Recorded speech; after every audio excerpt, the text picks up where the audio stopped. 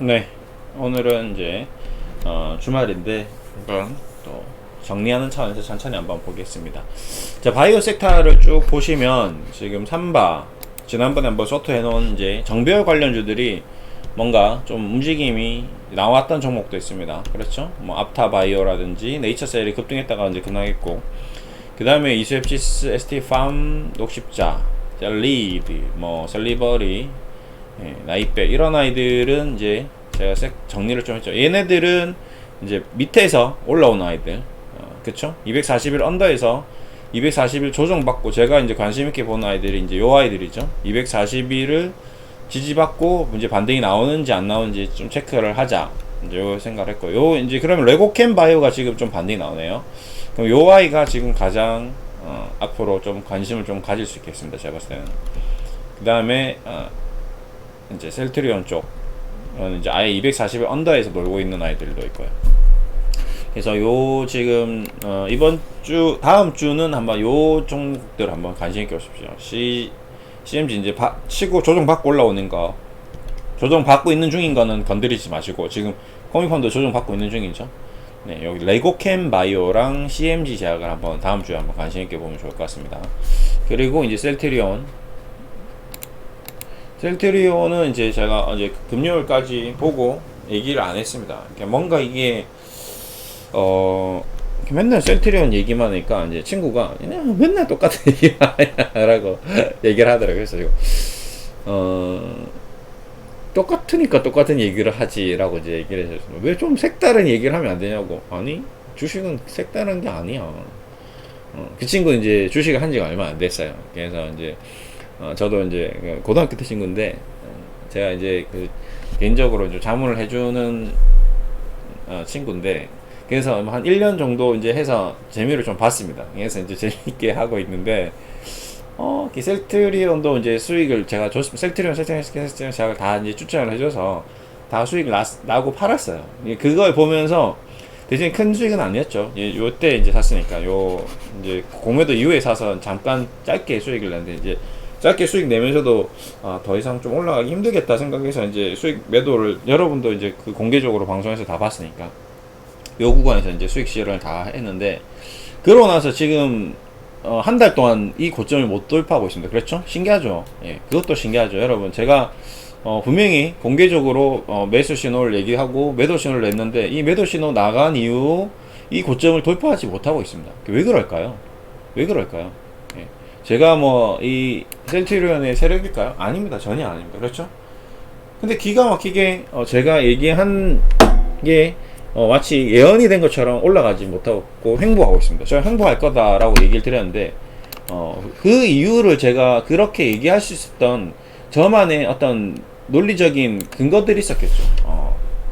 틀릴 수도 있고 맞을 수도 있는데, 뭐 확률적으로 저는 이제 접근하는 겁니다. 제가 생각했을 때 셀트리온이 그동안 지켜봤던 어떤 셀트리온의 모습이 이런 거죠.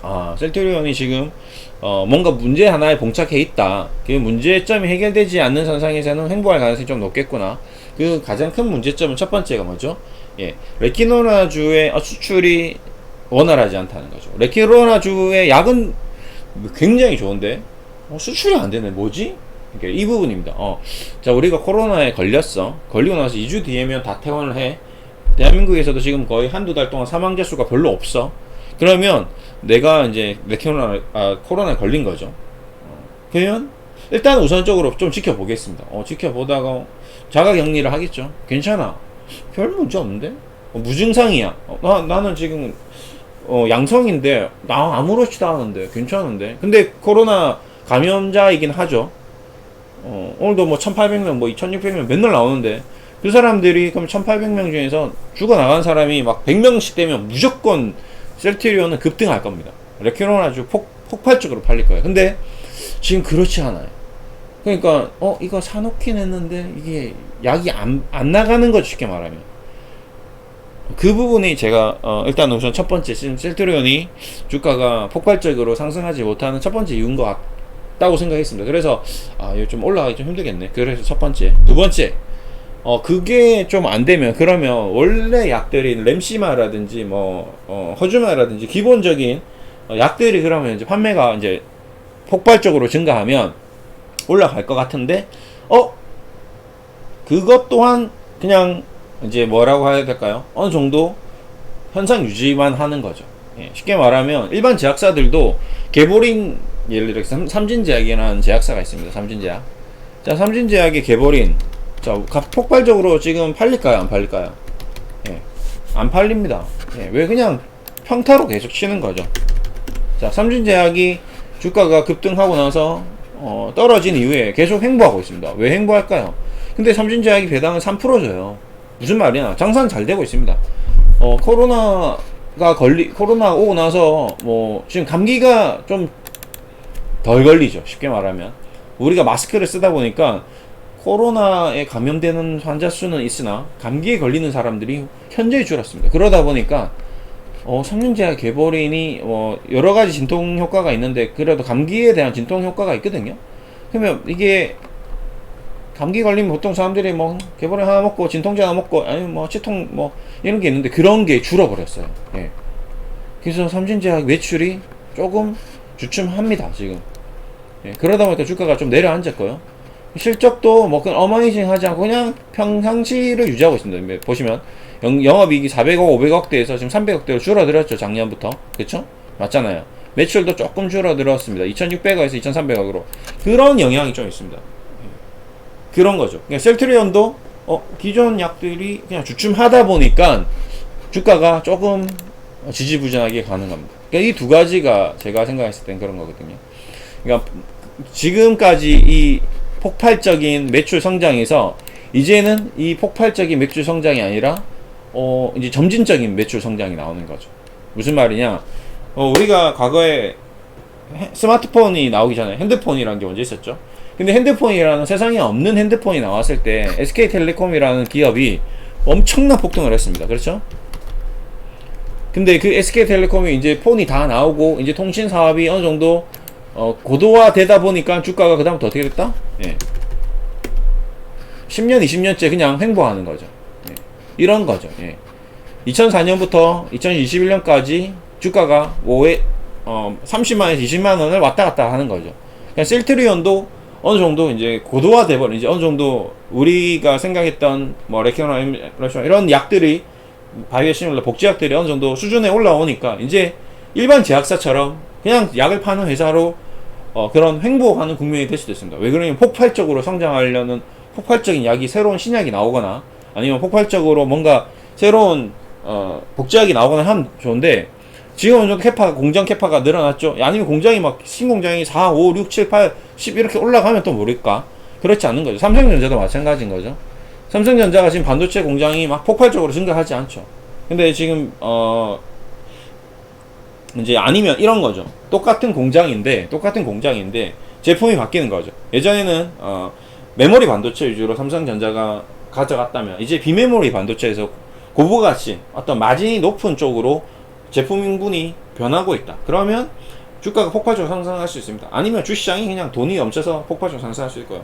이제 그런 과정인 것 같아요. 그래서 제가 셀트리온에 대해서 공부는 하되 지금 셀트리온도 이제 어느 정도 정점에 다다르고 나서 계속 횡보 내지는 조정을 보이고 있는 이런 모습이 좀 그런 게 영향을 좀 미치고 있지 않나라는 생각을 가졌습니다. 그래서 제가 이걸 지고 있는 것보다는 오히려 지지 않고 가격적으로 메리트가 있을 때 매수를 해야지 수익이 나겠구나 라고 생각을 했기 때문에 최근에 그 매도 신호가 나간 거죠. 그러니까 매도를 하고 좀 더 싸게 사서 또 대신에 싸면 올라오는 거니까 그런 매매 전략을 가야 되겠다 생각하고 제가 셀트리온에 대해서 전체적으로 시장에서 제가 그냥 공개적으로 전량 수익 실현하세요 라고 신호를 보내드린 겁니다.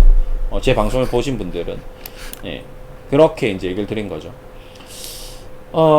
지금도 그 기조에 큰 변화는 없습니다. 큰 틀은 그래요. 지금도 여전히 이 두 가지가 셀트리온을 발목을 잡고 있다고 생각합니다. 그럼 여기서 뭔가 이 두 가지 큰 기조를 완전히 바꿀 수 있는 게임 체인저가 되려면 어떻게 돼야 될까요? 레케로나주의 폭발적인 계약 공시가 나오거나 아니면 기존 약품들이 폭발적으로 팔리거나 아니면 신공장이 폭발적으로 증가하거나 이런 큰 변화가 이루어져야지 주가가 올라갈 수 있는 그런 국면인 게 아닌가. 그러다 보니까 이 기업이 규모가 작은 규모가 아니죠. 회사가 크죠.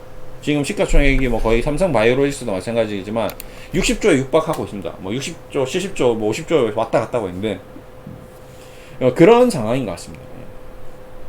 그러니까 이 지금 셀트리온에 대해서 지금 많이 이제 고민을 하시고 계신 분들이 많이 있는데 그런 고민이 아마 저와 거의 비슷하다 생각할 것 같습니다. 그래서 저도 그 고민을 계속 이제 해결하기 위해서 뭔가를 저도 셀트리온은 투자를 해야 되는 기업이다라고는 제 그 바운다리 안에 있습니다.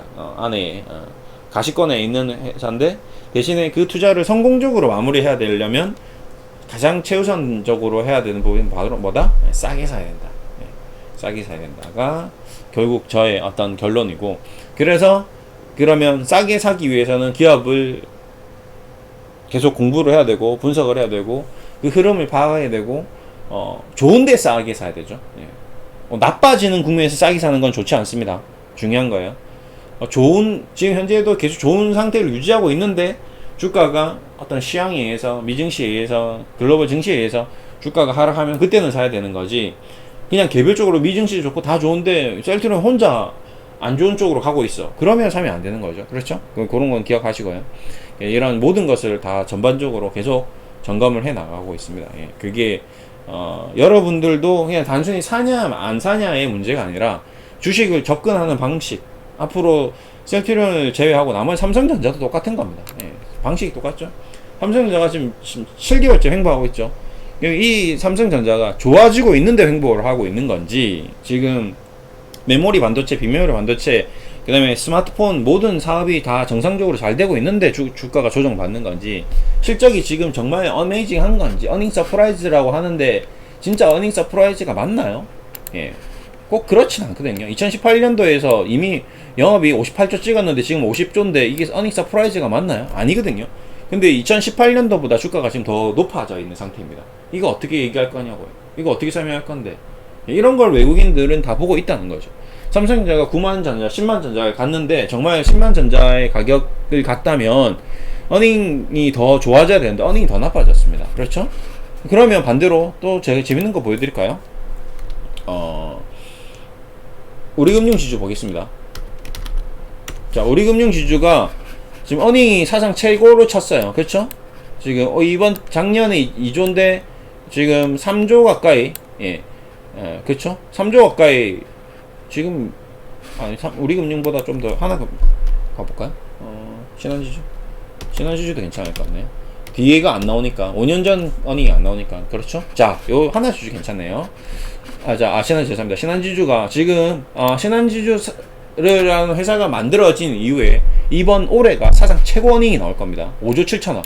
그러면 주가가 사상 최고가를 찍어야 되죠. 근데 어떻게 돼 있죠? 지금 신한지주 오히려 사상 최고가 64,008 대비해서 38,000원 더 싸져 있습니다. 그럼 삼성전자는 뭐죠? 삼성전자는 사상 최고가가 최대 실적이 아닌데 사상 최고가를 찍은 거거든요. 이거 어떻게 설명할 거냐는 거죠. 그렇죠? 그래서 저는 여러분들께 자꾸 은행주에 대해서 얘기를 드린 겁니다. 이거는 외국인들이 한번 마음먹고 올리려고 하면 논리적으로, 자, 이 회사가, 신한지주가 2007년도 대비해서 지금 2021년까지 15년이 지났는데 15년 전 대비해서 영업이익이, 당기순이익이 2배나 증가했어. 야, 이 기업 이거 사야 돼, 안 사야 돼? 사야지. 미친듯이 사는 겁니다. 그럼 주가가 64,000원 돌파할 수도 있겠죠. 왜? 어닝이 따라오니까 사상 최고 실적을 쳤는데, 근데 안 가고 있어요. 그 이유는 뭘까요? 왜 그럴까요? 그 이유는 지금 경제가 부실하다는 겁니다. 펀더멘털이 아직 확실하지 않다는 거예요. 지금 시장은 어떤 버블에 의해서 올라간 거거든요. 기술주들이 위주로 올라간 건 뭐냐면 정상시장 아니에요. 확실하게 말씀드리겠습니다. 지금 정상 경제 아닙니다. 지금 경제 시스템은 정상적이잖아요. 어디서 터질지 몰라요. 내관을 지금 누가 불 붙여서 터지면 그냥 폭발합니다. 그런 거에 대한 가장 최종적으로 리스크를 다 지어야 하는 회사가 어디다? 금융회사들입니다. 은행이죠. 왜? 전부 대출을 해줬기 때문에. 기업 하나 파산돼 버리면 돈 못 받습니다. 그 못 받는 가장 핵심적인 기업들이 누구다? 은행. 그래서 IMF 때 은행들이 다 맛이 가버리고 은행들이 파산하는 이유가, 한보가 파산하면 은행도 같이 파산하는 거예요. 한보에 빌려줬던 돈을 못 받기 때문에. 그런 거죠. 서브프라임 모기지론이 터지고 은행들이 파산한 이유는 뭐냐? 부동산을 대출해줬는데 부동산이 폭락하니까 부동산 대출금을 못 돌려받는 거죠. 그래서 나간 거죠. 우리도 지금 부동산 버블 심합니다. 지금 당장은 은행들이 부동산 대출 이자로 큰 돈을 벌고 있지만 부동산 버블 이게 꺼져버리면 은행 다 날아가는 겁니다. 그러니까 은행들은 어떻게 보면 지금 돈잔치를 하고 있지만 가장 모래성을 쌓고 있는 돈잔치의 어떤 그 브레인이라고 생각해야 되죠. 가장 꼭대기에 있는 회사들이 은행주들입니다.